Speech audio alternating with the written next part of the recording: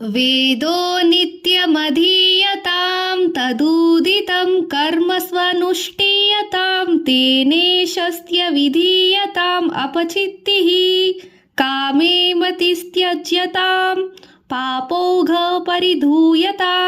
भवसुखे दोषो न सन्धीयताम् तें च व्यवसीयतां निजगृहता तूर्णं विनिग्रम्यन्ताम्.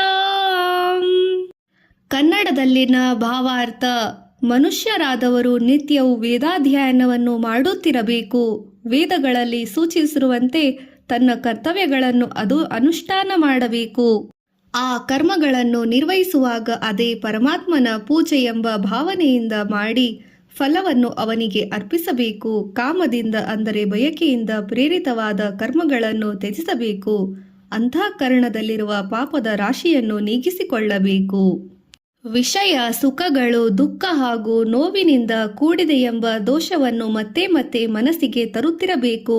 ತನ್ನ ನಿಜ ಸ್ವರೂಪವಾದ ಆತ್ಮನನ್ನು ಅರಿಯಲು ಇಚ್ಛೆಯನ್ನು ಬೆಳೆಸಿಕೊಳ್ಳಬೇಕು. ತನ್ನ ಮನೆಯ ಬಂಧನದಿಂದ ಕೂಡಲೇ ಹೊರಟು ಬಿಡಬೇಕು. ಅದು ಮನಸ್ಸಿನಿಂದ ಬಂಧನವನ್ನು ಕಿತ್ತು ಬೆಸೆಯಬೇಕು. ಸಂಗಃ ಸತ್ಸು ವಿಧೀಯತಾ ಭಗವತೋ ಭಕ್ತಿ ದೃಢಾಧೀಯತಾಂ ಶಾಂತ್ಯಾದಿ ಪರಿಚೀಯತಾಂ ದೃಢತರಾಂ ಕರ್ಮಾಶು ಸತ್ಯಂಜಯತಾಂ. ಬ್ರಹ್ಮಜ್ಞಾನಿಗಳಾದ ಮಹಾತ್ಮರ ಸತ್ಸಂಗವನ್ನು ಅರಸಬೇಕು. ಭಗವಂತನಲ್ಲಿ ದೃಢವಾದ ಭಕ್ತಿಯ ನೀಡಬೇಕು. ಮನಸ್ಸಿನಲ್ಲಿ ಪ್ರಶಾಂತತೆ, ಇಂದ್ರಿಯ ನಿಗ್ರಹ ಮುಂತಾದ ಸದ್ಗುಣವನ್ನು ವೃದ್ಧಿ ಮಾಡಿಕೊಳ್ಳುತ್ತಿರಬೇಕು. ದೃಢ ಮನಸ್ಸಿನಿಂದ ಆದಷ್ಟು ಬೇಗನೆ ಕರ್ಮ ಸನ್ಯಾಸವನ್ನು ಕೈಗೊಳ್ಳಬೇಕು. ಆತ್ಮಜ್ಞಾನಿಯಾದ ಸದ್ಗುರುವಿನ ಬಳಿ ಸೇರಬೇಕು.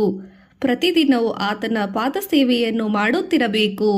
ಸದ್ವಿದ್ವಾನುಪಸುಪತ್ಯಾಂ ಪ್ರತಿದಿನಂ ತತ್ಪಾದುಕಾ ಸೇವ್ಯತಾಂ ಬ್ರಹ್ಮೈಕಾಕ್ಷರಮತ್ಯತಾಂ ಶ್ರುತಿಶಿರೋ ವಾಕ್ಯಂ ಸಮಾಕರ್ಣ್ಯತಾಂ. ಪರಬ್ರಹ್ಮ ಪ್ರತೀಕವಾದ ಓಂಕಾರೋಪಾಸನೆಯನ್ನು ಮಾಡಬೇಕು.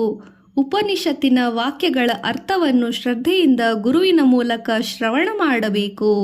ವಾಕ್ಯಾರ್ಥಶ್ಚ ವಿಚಾರ್ಯತಾಂ ಶ್ರುತಿಶಿರಃ ಪಕ್ಷ ಸಮಾಶ್ರಿತಾಂ ದುಸ್ತಾರ್ಕಾತ ಸುವೀರ್ಯಮ್ಯತಾಂ ಶ್ರುತಿಮತಸ್ಕರ್ಕು ಕೋನುಸಂಧೀಯಮತಾಂ.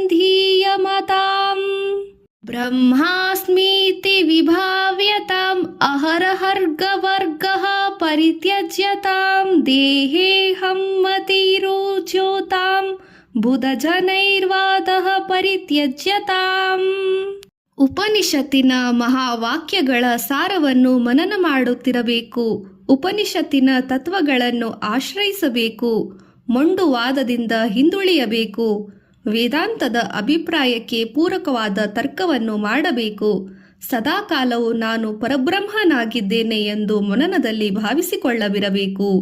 ನಾನೇ ಹೆಚ್ಚಿನವೆಂದು ಅಹಂಕಾರವನ್ನು ಬಿಟ್ಟು ಬಿಡಬೇಕು. ದೇಹವೇ ನಾನು ಎಂಬ ಭಾವನೆಯನ್ನು ಕೊಡವಿ ಕಳಚಿಕೊಳ್ಳಬೇಕು. ಗುರು ಹಿರಿಯರೊಂದಿಗೆ ವಾದ ಮಾಡುವುದನ್ನು ನಿಲ್ಲಿಸಬೇಕು. ಕ್ಷುಧವಾದಿಶ್ಚ ಚಿಕಿತ್ಸತಾಂ ಪ್ರತಿದಿನ ಭಿಕ್ಷಾಶಧ ಭೂಜ್ಯತಾಂ ಸ್ವಾದಾನನತೋ ಯಾಚ್ಯತಾಂ ವಿಧಿವಶ್ಯಾತ ಪ್ರಾಪ್ತೇನ ಸಂತುಷ್ಯತಾಂ.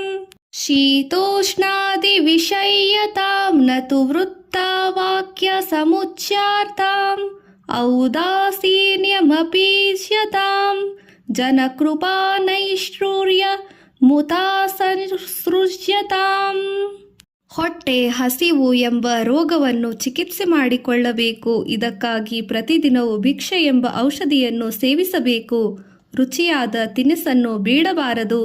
ವಿಧಿವಶದಿಂದ ಬಂದದ್ದನ್ನೆಲ್ಲ ಅವನ ಪ್ರಸಾದವೆಂಬುದಾಗಿ ಸ್ವೀಕರಿಸಬೇಕು. ಶೀತ ಉಷ್ಣ ಮುಂತಾದ ದ್ವಂದ್ವಗಳನ್ನು ಸಹಿಸಿಕೊಳ್ಳಬೇಕು. ವೃಥಾ ಮಾತುಗಳನ್ನು ಆಡಬಾರದು. ಉದಾಸೀನರಾಗಿರುವುದನ್ನು ಅಭ್ಯಾಸ ಮಾಡಿಕೊಳ್ಳಬೇಕು. ಲೋಕದ ಜನರಿಗೆ ಕೃಪೆ ದೊರಕುವುದಾಗಲಿ ನಿಷ್ಠುರವಾಗಿ ನಡೆದುಕೊಳ್ಳುವುದಾಗಲಿ ಮಾಡಬಾರದು.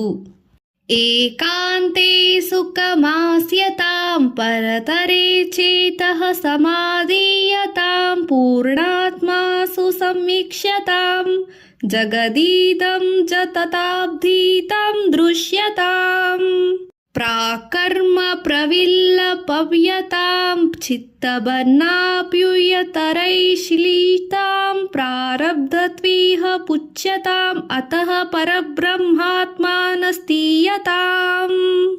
ಏಕಾಂತದಲ್ಲಿ ಸುಖವನ್ನು ಕೊಂಡುಕೊಳ್ಳಲು ಯತ್ನಿಸಬೇಕು. ಪರಮಾತ್ಮನಲ್ಲಿ ಮನಸ್ಸನ್ನು ನಿಲ್ಲಿಸಿ ಸಮಾಧಾನಿಯಾಗಿರಬೇಕು.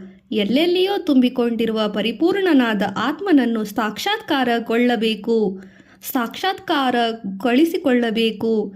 ಈ ಜಗತ್ತು ಆತ್ಮನನ್ನು ಕಂಡುಕೊಂಡಾಗ ಕೇವಲ ತೋರಿಕೆ ಮಾತ್ರ ಎಂಬುದನ್ನು ಮನಗಾಣಬೇಕು. ಹಿಂದಿನ ಸಂಚಿತ ಕರ್ಮಗಳ ಫಲಗಳನ್ನು ಮುಂದೆ ಅನುಭವಿಸಬೇಕಾಗಿರುವ ಕರ್ಮಗಳ ಫಲವನ್ನು ಆತ್ಮಬಲದಿಂದ ನಿವಾರಿಸಿಕೊಳ್ಳಬೇಕು. ಪ್ರಾರಬ್ಧ ಕರ್ಮದ ಫಲವನ್ನು ಅನುಭವಿಸಿ ಕ್ಷಯಿಗೊಳ್ಳಬೇಕು. ಆ ನಂತರ ಪರಬ್ರಹ್ಮನಾಗಿ ಉಳಿದು ಆನಂದದಿಂದ ಜೀವಿಸಬೇಕು.